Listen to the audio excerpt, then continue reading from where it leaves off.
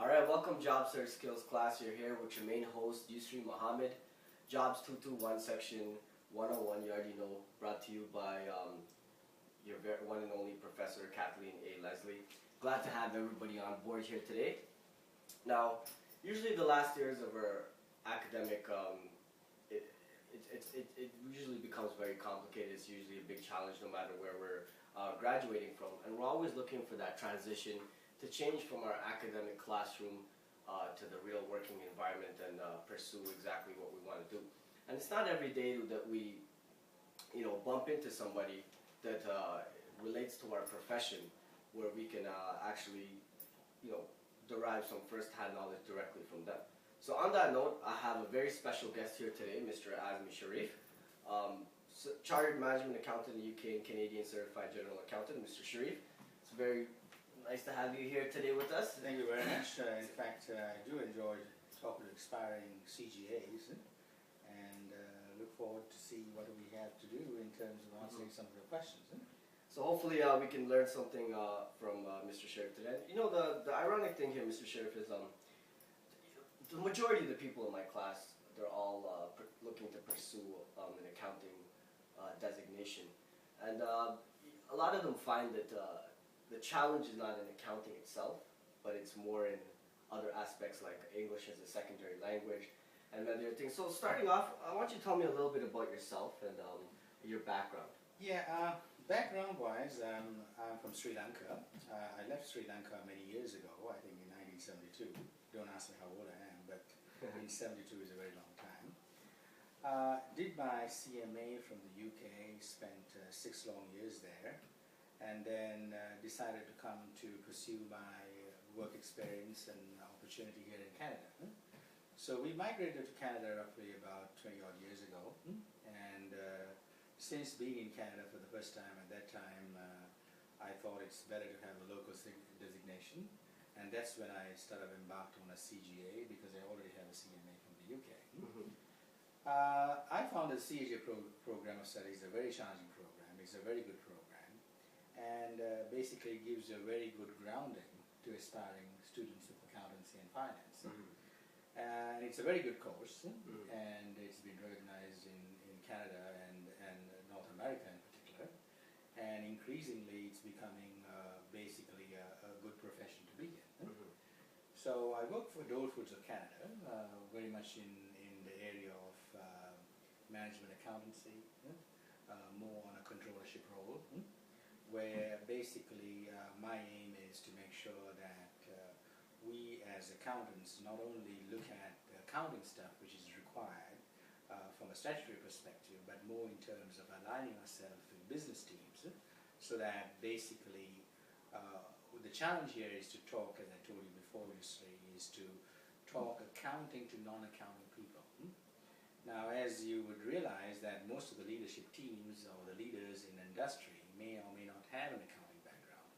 So it is up to you to make sure that you leverage your accounting background and make sure that is looked after as much as you can. At the same time, which is more important, is to make sure that you basically talk accounting to non-accounting people so that they understand what's the risk of doing business in Canada, or risk of particularly towing that particular line. And then, based on that, you have to advise them whether it's a go or a no-go. So when it comes to finance, the responsibility is yours to basically guide these leadership teams so that they don't sort of make major financial mistakes or succumb into major financial issues later on, be it operational or be it taxation or be it anywhere. In terms of financial exposure, you're the custodian, basically, and they rely on your judgment. That's why at a CGA or a CMA, you're trained to make sure that these people don't kind of fall into that mess. So you have to be basically more proactively managing that relationship as much as you can. So that's basically what I do for a living. It's a challenging opportunity. It's a noble profession to be in. The accountancy profession is a noble profession to be in. And as I said, if you play your cards correct, if you treat your employees well, if you motivate them and give them what they deserve, it's a two-way street. You get the productivity that the company needs to employ these people. At the same time, you make sure that they earn a decent living out of their work experience. Now, can you explain your choice of migration to Canada and how this choice has benefited you? Well, you know, I had the opportunity of staying back in the UK, but in the UK, the problem we had in the early 70s is that it was getting into a highly unionized setup. In the sense the unions were taking the bed off everybody. It was long before Thatcherism came into being. You heard of Margaret Thatcher? The Thatcher, no, I haven't heard. She was the Prime Minister. She was called the Iron Lady. Oh, okay, okay. So she came and basically put the trade unions into place. Now, my experience in the UK was just before her time, when the trade unions were getting the best of everything. It was like basically they walking away from work, mainly because they didn't get any raise.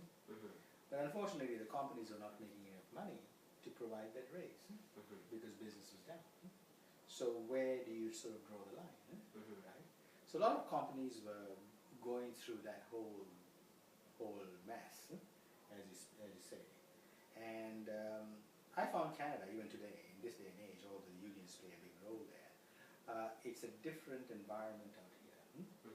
In the sense, don't forget that Canada, being where Canada is, I do admit that Canada is different from North America.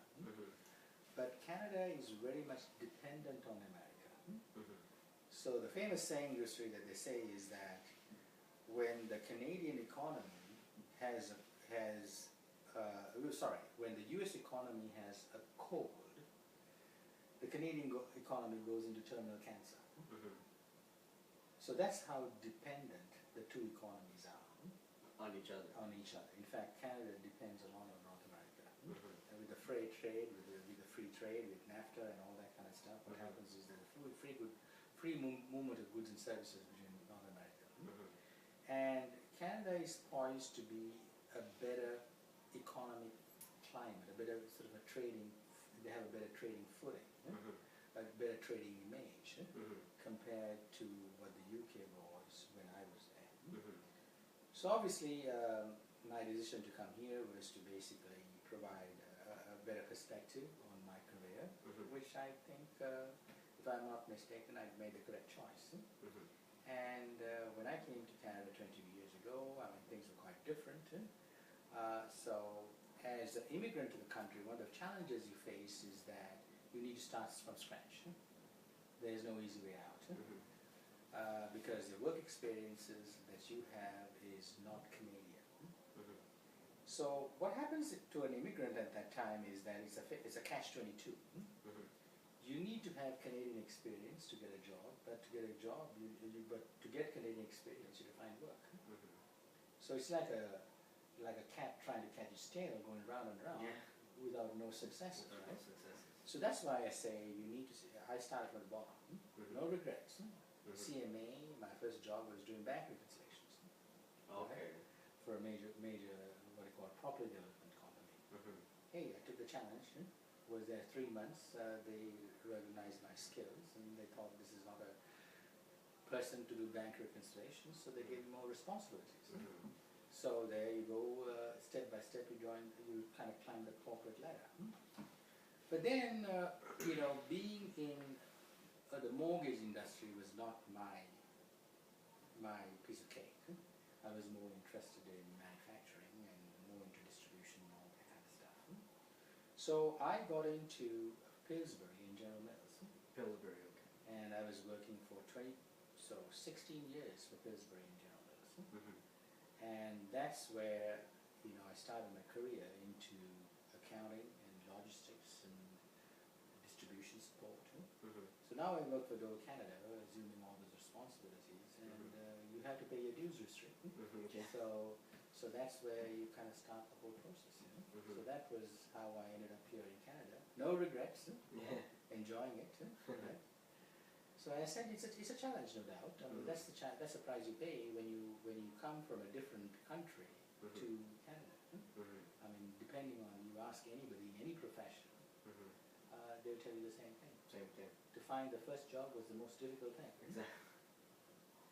Now, You were speaking about the steps that you took. Can you describe the steps that you took to achieve this type of qualification and the challenge behind it?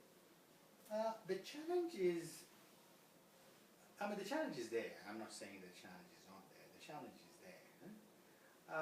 But what you really have to do is, when you embark in a field of study, what you should do is to basically look what's important in terms of that particular course you're doing in order to fulfill your requirements. In other words, studying for knowledge is different from studying for exams. So if you're doing a CGA course, you have to focus on the exam, not the knowledge body. Not that I'm discounting that you don't have to, you have to have that knowledge. But what your main focus would be, the 10 lessons that you need to complete. And focus on the 10 lessons, focus on past examination papers, and do your ultimate in basically completing those exam requirements. Now that need not necessarily be the knowledge-based body, if you know what I mean. The knowledge-based body is the whole thing behind it. Right? What your main purpose is to achieve and pass your exams. So your focus would be to basically, how I look at the CGA courses, or for that matter any courses, is that you get a full printout of the course material that you want to go through. And then once you get your course material, you go through the lessons. There are 10 lessons in each CGA course. So what you do is you basically go through the 10 lessons, and once you master the theoretical aspects of those 10 lessons, not the knowledge base, keep your knowledge base elsewhere, but basically look at the principles that they're trying to deliver in the 10 lessons. And once you grasp the 10 lessons, the theoretical aspects of the 10 lessons, what I advise my students to do is to go and work past examination papers. Go through the last 3 to 4 years of past examination papers, depending on the course you're doing, and basically do those courses, do those papers. And most of those, and in fact all of them, have suggested answers as well. You can go back and check by your own. You don't have to have a tutor as to what you were doing is correct or not. And this is the way you kind of cater, or you try to do something to achieve your examination goals. So basically, that's not a challenge. If you really know what you're doing, it becomes a routine. So what I'm trying to say is, you need to identify what you're going into. The greatest thing, or the most difficult part, is to identify what it is. The second thing is very easy. The second thing is basically routine, where you go and follow those principles to achieve your successes. So you're saying the tough part is actually placing yourself where you feel you're going to be the most that's right. productive. Yeah. Now, has pursuing this type of degree benefited you in any way outside your office? If so, how? Yes, in fact, you see, I'm a strong believer of giving back to the community where you belong. I mean, put it this way, we are trained to be professional accountants. We're trained to make sure that things are very visible. Visibility is there. So at the same time, having had the opportunity of maintaining yourself in a professional capacity where you serve industry, as a human being, I'm a strong proponent of giving back to the community. You need to give back to the community in the sense, in any way you can. You need to be a volunteer. This is how you give back to your community. And when you give back to your community, you don't charge anything else. You basically sacrifice your own personal time. This is a fulfillment for yourself, for your soul. In other words, doing good deeds. In other words, trying to reach out to organizations that require some help. A good opportunity that you have is volunteer services to do tax returns for seniors. That's what many CGs do. Tax time, we volunteer services free of charge to seniors.